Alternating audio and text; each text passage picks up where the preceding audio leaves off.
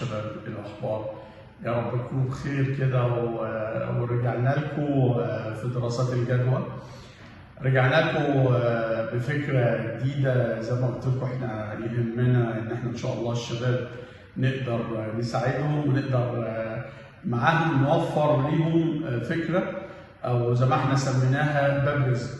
ان شاء الله نقدر من خلال دراسات الجدوى اللي ان شاء الله نقدر نعملها ان احنا نوفر للشباب باب رزق يترزق منه، باب رزق نفتحه له ان شاء الله بفضل ربنا طبعا، ثم سعينا وسعي الشباب ان هو يفتح لنفسه باب رزق، يفتح لنفسه مجال ان هو يقدر يكسب منه كويس، يقدر يعني يبقى باب رزق ليه ولمستقبله. وممكن كمان سبحان الله المشروع الصغير ده يكبر ويبقى حاجه كبيره وحاجه يعني زي ما بيقولوا كده حاجه ان شاء الله تفتح له مجالات ان هو يكبر ويبقى صاحب مشروع كبير ان شاء الله.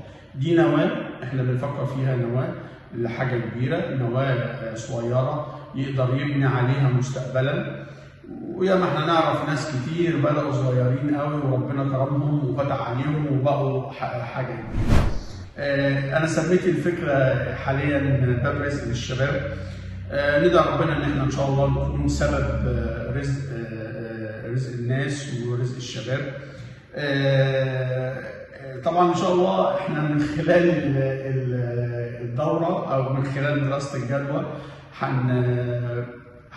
هنناقش ازاي تقدر يبقى عندك مشروع صغير حتى وانت طالب. زي ما قلنا قبل كده حتى وانت طالب ممكن تقدر تعمل كده، مش شرط ان انت تكون يعني متخرج عشان تبدا مشروع زي كده.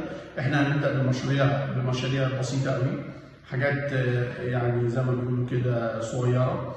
انا هرجع واقول تاني، قلتها قبل كده، انا بخاطب الناس الصغيرين اللي هم لسه بدايه حياتهم حاليا.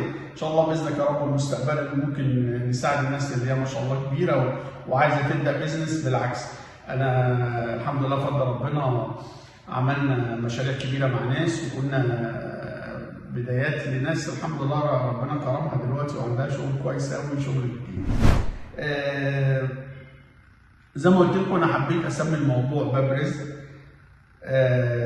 مشروعات تكلفتها 6000 جنيه. انا عارف طبعا ناس كتير اتكلمت عن الموضوع يعني 6000 جنيه انت بتهزر. لا مش بهزر، احنا ممكن ان شاء الله نبدا ب 6000 جنيه مشروع، ونبدا ب 6000 جنيه فكره زي ما بيقولوا حد يستغلها ويقدر يعمل بيها شغل كويس، يقدر من خلالها ان شاء الله يكسب، وعلى الاقل يجيب مصاريفه، وعلى الاقل يجيب مصاريفه وهو لسه طالب وهو لسه متخرج، عبال ما يلاقي حاجه كويسه، عبال فالافكار كلها ان شاء الله اللي هنناقشها ونتكلم فيها ان شاء الله تكون افكار كويسه وافكار مجديه.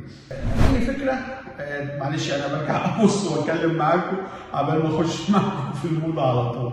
اي فكره هي فكره عشان تحولها لواقع ملموس لازم تعمل لها دراسه كويسه. كل المشاريع اللي بدات على يعني اي مشروع كان في الدنيا كان فكره واترسمت على ورق او اتكتبت على ورق، وبدا صحابها يفكروا ازاي يعملوها، ازاي يناقشوها ويشتغلوا بيها. زي ما قلت لك هنقدر من خلال المشروع بتاعك ان شاء الله ان انت تقدر تاخد فرع تاني، تقدر تعمل فكره تانيه، تقدر تعمل يعني مكان تاني. فانت بالتالي هيبقى الموضوع بالنسبه لك سهل، خلاص انت عرفت القصه ماشيه ازاي، وعرفت هتجيب معداتك منين والمشروع هيبدا ازاي، ودي حاجه مهمه جدا. برضو كمان فكره الامكانيات الماديه. طبعا احنا زي ما قلنا احنا هنبدا مشاريع من اول 6000 جنيه لحد زي ما انت عاوز. الموضوع مفتوح، معانا مشاريع لو انت ملايين فيه، بس احنا هنبدا نعمل المشاريع الصغيره شويه لحد ما ان شاء الله نطلع مع الشباب شويه لحد ما نلاقي اقبال من الشباب على المشاريع اللي بعد كده اكبر من كده، اللي يقدر طبعا امكانياته هنقدر نساعد حاجه زي كده. زي ما قلت لك انت حابب قوي الناس اللي كل واحد حسب امكانياته وقدراته يقدر يشتغل ايه، او حسب امكانياته وقدراته انت ميال لايه؟ هل ميال تقف تعمل حاجه وتبيعها؟ هل ميال ان انت ممكن تسوق عربيه وتوصل؟ هل ميال ان انت تقدر تسوق موتوسيكل؟ تقدر حتى انت ممكن بعجله تقدر تعمل مشروع، تقدر توزع بضاعه، تقدر تعمل دليفري، يبقى انت شغال على ابلكيشن واثنين وثلاثه. انا شايف شباب ما شاء الله بعجله عامل شغال في 3 4 ابلكيشن وبيعمل له مبلغ كويس في اليوم. وعلى فكره في عجل بيبدا من 5000 جنيه، انت بكده ممكن تقدر تعمل مشروع. على فكره تقدر تعمل مشروع توصيل بعجله بنفسك، وهتلاقي نفسك في اليوم طالع لك مبلغ كويس تقدر تصرف منه. انا شايف بنات، والله يا جماعه بنات دلوقتي، بنات سايقه عجل حاطه شنطه طلبات على ظهرها، ويعني صراحه انا بحيي البنات وبحيي الشباب اللي بيعمل كده. ده شباب عايز يسوق ويشتغل وعايز يبقى عنده قيمه وعنده. يا جماعه الشغل مش عيب، اي وضع لحد ما تجيلك فرصتك الكبيره اللي انت بتحلم بيها اشتغل. اشتغل اي حاجه، اشتغل اي حاجه حلال، اشتغل اي حاجه فيها تلاقي فيها نفسك لحد ما تكبر، لحد ما تبقى حاجه كبيره. وهتبقى لو عملت كده هتبقى، صدقني لو عملت كده ان انت بتجري وتسعى هتلاقي الفرصه. انا زي ما قلت لك قبل كده كنا اتكلمنا في فيديو، الفرصه مش هتجيلك وسوري انت قاعد في البيت او انت قاعد طول النهار والليل على القهوه. لما كنت بقول اقعد على القهوه، انا بقعد على القهوه ساعات، بس بقعد على القهوه في البريك بتاعي، بقعد على القهوه في وقت فاضي.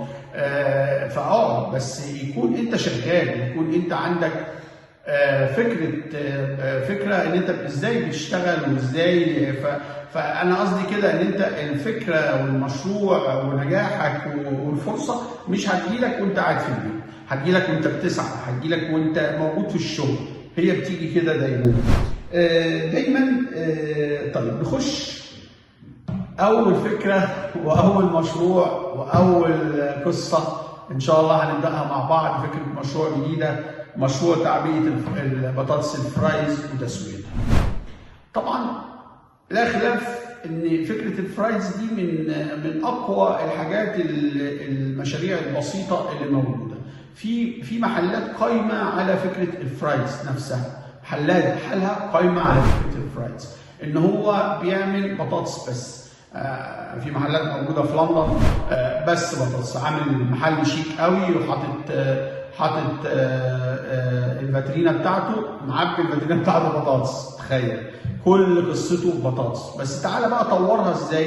طورها ان عمل بطاطس بكذا شكل، عمل فرايز بنكهات كتيره بقى. تعالى الصوص وتعالى الحاجات اللي موجوده دي. فيها انا كمان بحب قوي المشاريع اللي فيها افكار وفيها تقدر توصل بيها لمستوى اعلى، ودايما فيها تقدم. الفكره دي، فكره تعبئه البطاطس الفرايز وتسويتها دي، هتحتاج منك في الاول 3 معدات او 3 اجهزه صغيره. هما 3 صغيرين، مش هتحتاج منهم، مش هتحتاج اكتر من كده عشان توصل فيها لاحترافيه شويه. القطاعه نفسها في قطاعه كويسه قوي بتيجي بتتعلق في جدار هنشوفها برضو موجوده في الفيديو، ان انت بتثبت القطاعه دي في الجدار.